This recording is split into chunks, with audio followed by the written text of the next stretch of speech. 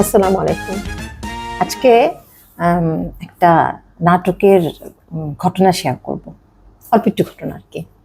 তো নাটকটা আসলে টিভিতে চলছিল। তো আমি কাজ করছিলাম আর ডায়ালগগুলো শুনছিলাম। তো যেই আ দৃশ্যটা হচ্ছিল সেটা হচ্ছে যে আ নতুন দম্পতি। বিয়ে হয়েছে ৬ মাস। আ তো মেয়েটা বাপের বাড়ি ছিল। তো সেদিন সে হঠাৎ করে শ্বশুরবাড়িতে ল্যান্ড করলো এবং ল্যান্ড করে দেখলো আ যে তার হাসব্যান্ড খুব ব্যস্ত সমস্ত হয়ে সুটকেসের মধ্যে কাপড়-চোপড় গোছাচ্ছে। ঘটনা কি? তিনি কক্সবাজার যাচ্ছেন। কেন? অফিস ট্যুরে। তো মেয়েটা বলল যে, "তুমি কক্সবাজার যাচ্ছ আমাকে একটু জানালে না?" ছেলেটা দেখলাম ক্ষেপে গেল। "কেন? তোমাকে কেন জানাতে হবে?"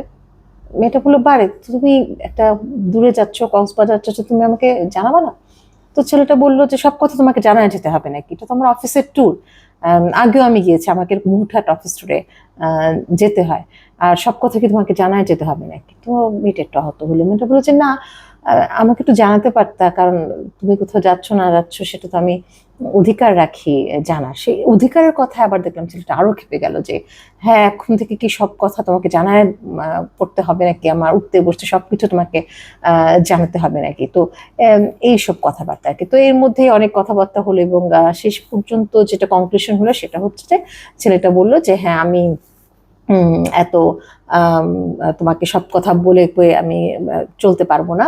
আমি এরকমই স্বাধীনচেতা। আমি আমার মতোই থাকি। আমার এভাবে আম অফিস ট্যুর থাকে এবং আমাকে হুটহাট অফিস ট্যুরে যেতে হয় এবং এখন আমি আমার জিনিসপাতি গোছাবো। আমার অনেক অফিসে জরুরি কাজ আছে। আমার অনেক আয়োজনের ব্যাপার আছে। আমি অফিসে যাবো। অনেক জিনিসপাতি গোছগাছ করতে হবে। অতএব আমাকে বিরক্ত করো না।" তো আপনি অফিসের কাজে যাচ্ছেন। অফিসের কাজে আপনি আগেও গিয়েছেন। বিয়ের আগেও আপনি অফিসের কাজে গিয়েছেন। আ কিভাবে ট্যুরে যেতে হয়, ট্যুরে কি, কি কাপড় নিতে হয়, কি, কি কাজ ওখানে যেয়ে করতে হবে আপনি মোটামুটি কিন্তু অভ্যস্ত। কিন্তু তারপরেও সেই ট্যুরে যাওয়া নিয়ে আপনার এত আয়োজন। অথচ যেই মানুষটার সাথে আপনি মাত্র জীবন চলা শুরু করেছেন, তার সাথে কি করে চলবেন, সে আসলে কি চাইছে বা আপনি তাকে কি বলতে চাচ্ছেন, সেটা কিভাবে তার সাথে কমিউনিকেট করবেন, সেটা নিয়ে কোনো আয়োজনই নেই।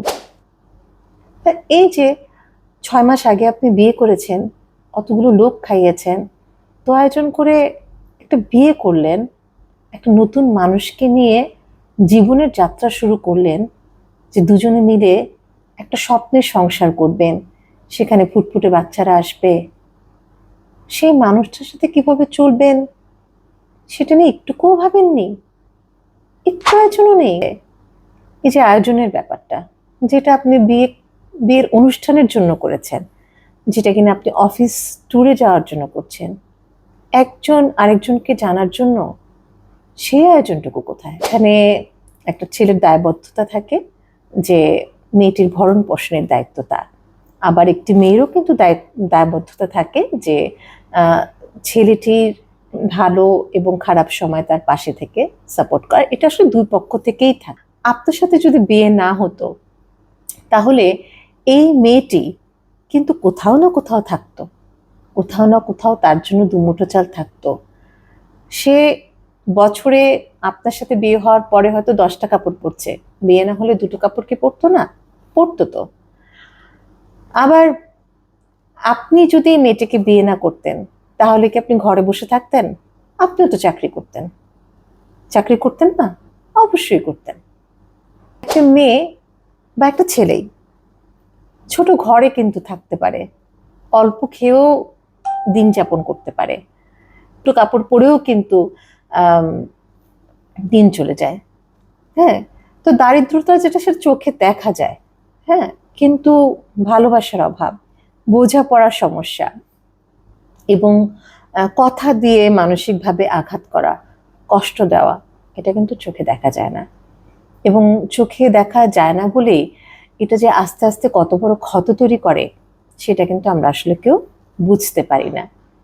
তো আপনি যদি সত্যিই সংসার করতে চান তাহলে আরেকবার ভাবেন যে অফিসে যাওয়ার জন্য যত আয়োজন, বিয়েটা করবার জন্য তত আয়োজন, যতটা এফোর্ট, সে এফোর্টটুকু আপনি আপনার যে সঙ্গী তার সাথে আপনার মানসিক যোগাযোগ হচ্ছে কিনা, সেই জায়গাটায় সে এফোর্টটা আপনি দিচ্ছে কিনা সেটা আবার চেক করেন।